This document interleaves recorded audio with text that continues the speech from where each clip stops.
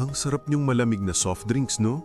Yung lamig, yung tamis, yung fizz, parang isang yakap sa bawat lagok.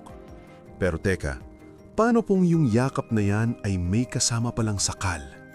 Kasi, let's be honest, alam mo ba talaga kung anong ginagawa ng paborito mong inumin sa loob-loob ng katawan mo? Well, samahan mo ko at baka mabigla ka sa mga matutuklasan natin. Okay, so let's dive deep. Silipin natin yung mga pinsalang hindi mo nakikita. Yung mga epektong parang lihim na kaaway na unti-unting sumisira sa you from the inside. Una sa lahat, weight gain. Kasi ang soft drinks, puro asukal yan at calories. Pero ang nakakalungkot, zero ang nutritional value. Basically, umiinom ka lang ng empty calories. At yan, risk factor yan para sa napakaraming non-communicable diseases. Pangalawa, at ito yung medyo matindi, yung peligro ng type 2 diabetes. Alam mo ba na ang isang lata lang ng soda, katumbas ng yan ay halos 10 kutsaritang asukal? Grabe! Dahil dyan, yung atay or liver mo, napipilitan itong gawing taba yung sobrang asukal. Overwork, kumbaga. At alam nyo ba, ang diabetes, yan ang isa sa mga #1 na sanhi ng kidney disease dito sa Pilipinas na maaring magresulta sa dialysis. At ang nakakatakot pa, tinatawag itong silent killer. Bakit? Kasi madalas, wala kang mararamdaman, walang sintomas, hanggang sa huli na ang lahat. So, gets niyo yung chain reaction? Para siyang domino effect. Yung sobrang asukal galing sa soft drinks, pinapahirapan nito yung pancreas mo. Pag yan bumigay, magkakaroon ng diabetes na siyang direktang sisira naman sa mga kidneys mo. Scary, right?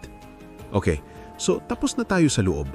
Ngayon, tignan naman natin yung mga epektong kitang-kita sa labas. Eto na, iaabot na ang resibo, ang sisingilin sa'yo ng matatamis na inumin. Dahil sa sobrang taas ng asukal at acid content ng soft drinks, para mong unti-unting tinutunaw yung proteksyon, yung enamel ng teeth mo. At ang resulta, alam na, cavities at tooth decay. At hindi biro to ha, nakakagulat, pero 72% ng mga Pilipino ay may tooth decay. In fact, ito na raw yung #1 reason kung bakit uma-absent ang mga baka sa eskwelahan. Imagine yun, pati balat mo apektado.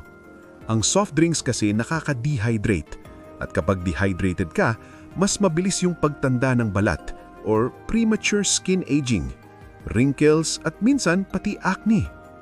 Dahil sa lumalala ang problemang pangkalusugan na to, syempre, umaksyon na ang gobyerno.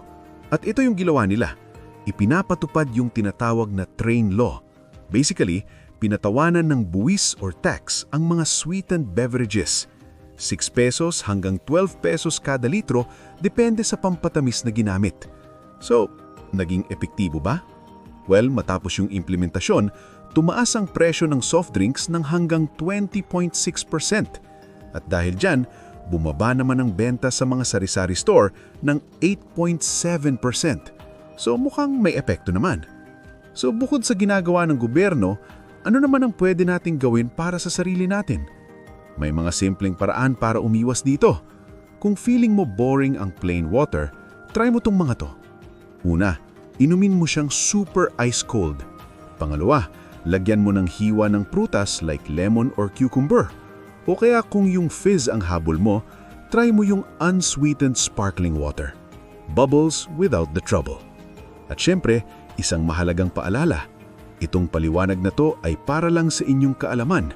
Para sa anumang health concerns, napaka-importante na kumonsulta kayo sa inyong doktor para sa tamang medical advice.